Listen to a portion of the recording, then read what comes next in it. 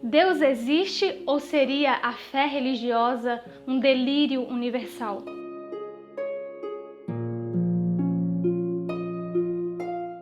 O Ceticismo da Fé foi escrito por Rodrigo Silva, que é graduado em Filosofia e Teologia e possui mestrado e doutorado em Teologia, especialização em Arqueologia pela Universidade Hebraica de Jerusalém e doutorado em Arqueologia Clássica pela USP. O Dr. Rodrigo Silva também é curador do Museu de Arqueologia da Universidade Adventista de São Paulo e apresentador do documentário Evidências, transmitido pela TV Novo Tempo. O Ceticismo da Fé era um livro que eu queria muito, eu li em 2020 e foi uma das minhas melhores leituras. Quando eu olhava para esse livro grosso de 580 páginas, eu pensava, nossa, eu vou precisar de muito tempo para entender esse livro, vou precisar de muito tempo para ler. E não, nesta leitura eu senti como se estivesse batendo um papo muito agradável com o autor. E esse foi o propósito dele, falar sobre um assunto sério que envolve religião e filosofia, mas de uma forma leve, amigável, sem preconceitos, propondo um diálogo com o leitor. Este livro é indicado para religiosos que querem conhecer bases filosóficas e históricas para alicerçar suas crenças, assim como é indicado para ateus que podem ler com o objetivo de refinar suas próprias argumentações. O insight para escrever essa obra partiu de uma afirmação de Descartes que diz o seguinte: o homem deve desconfiar de tudo para acreditar em alguma coisa. E foi assim que o livro foi construindo, partindo do princípio da dúvida, traçando argumentos para a sustentação da fé em Deus. Mas não pense que esse livro é sobre um teólogo tentando provar a existência de Deus. Até porque Deus é improvável. Se Deus fosse provável, ele estaria mais para teorema do que para pressuposto. E se ele fosse provável, ele caberia dentro da mente humana e não seria grande o bastante para ser Deus. Isso aqui é uma conversa sincera e aberta, sem fugir dos grandes problemas que envolvem a crença em Deus, como por exemplo, por que um Deus de amor mandou matar e matou tanta gente no Antigo Testamento? E por que ele permite tanto sofrimento no mundo? O autor não tem medo de tocar em problemas sérios que envolvem os próprios religiosos, como a corrupção de alguns pastores que parecem mais trabalhadores do supermercado da fé, em que bênçãos e curas são prometidas em troca de dízimos e ofertas. Ele também fala sobre as complicações das comunidades de crentes às igrejas. A igreja pode ter um papel de relevância ou obstáculo no diálogo com aqueles que não creem. Ele ressalta que não tem uma visão romântica das igrejas. Isso me lembrou uma ideia do professor Mário Sérgio Cortella, em que ele diz que religião não é coisa de gente tonta, é coisa de gente.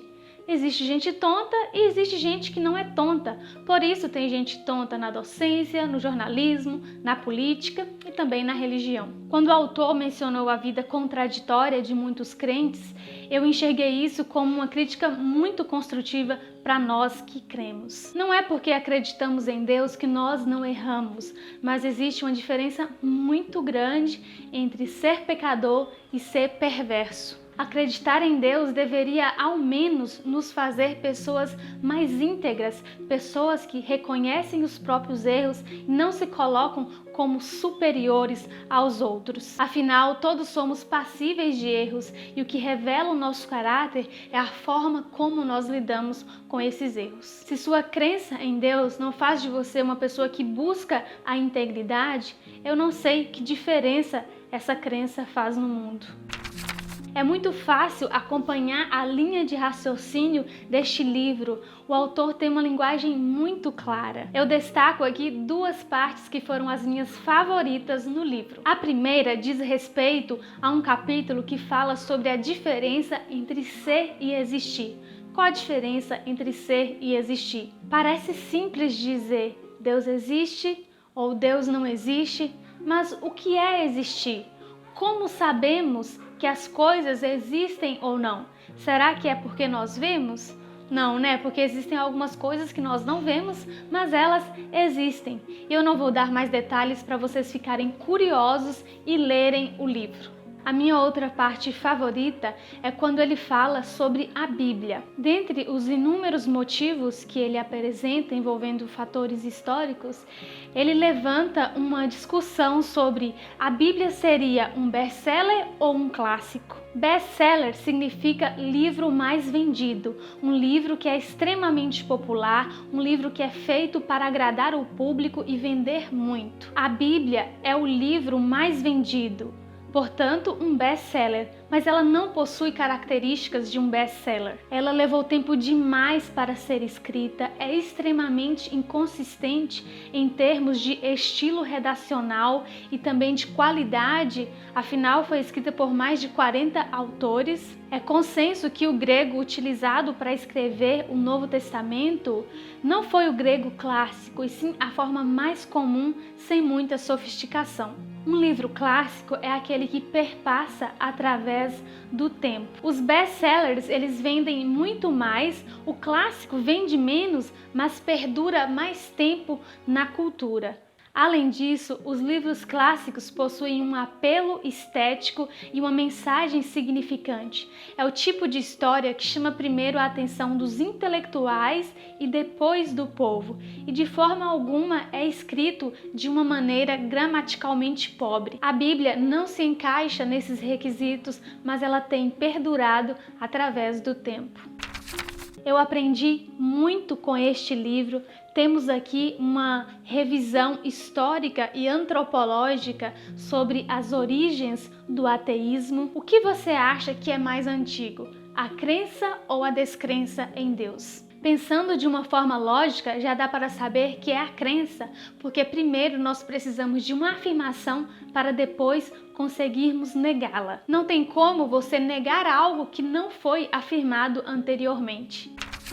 Tem um capítulo cujo título é Ninguém Escapa da Transcendência e fala sobre como nós, seres humanos, temos uma sede por significado. Crentes ou descrentes, sempre em algum momento da vida vão se questionar: qual é o sentido da vida? Será que a vida é apenas um intervalo entre duas datas, nascer e morrer? Qual o sentido de tudo isso? Nós não somos imortais, no entanto, ninguém quer deixar de existir. Crentes ou não, todos nós buscamos uma alternativa para a morte ou tentamos adiá-la ao máximo. Isso me lembrou uma afirmação do meu autor favorito, o C.S. Lewis, que diz o seguinte: as criaturas não nascem com desejos a menos que exista satisfação para eles. Um bebê sente fome. Bem, existe uma coisa chamada comida. Um pato quer nadar. Existe uma coisa chamada água. Se encontro em mim mesmo um desejo que nenhuma experiência neste mundo pode satisfazer, a explicação mais provável é que fui feito para outro mundo. A crença ou a descrença em Deus não é algo simplório, a menos que você fique na superficialidade das ideias. Por isso, um livro como este é tão importante. Ele parte da dúvida, do questionamento. Tanto para ateus quanto para crentes é importante termos bases para firmarmos as nossas crenças. E também para saber silenciar e dizer simplesmente não sei, ao invés de falar bobagens. Espero que vocês tenham gostado da resenha. Leiam o livro O Ceticismo da Fé. Se você gostou desse vídeo, curta e compartilhe com seus amigos.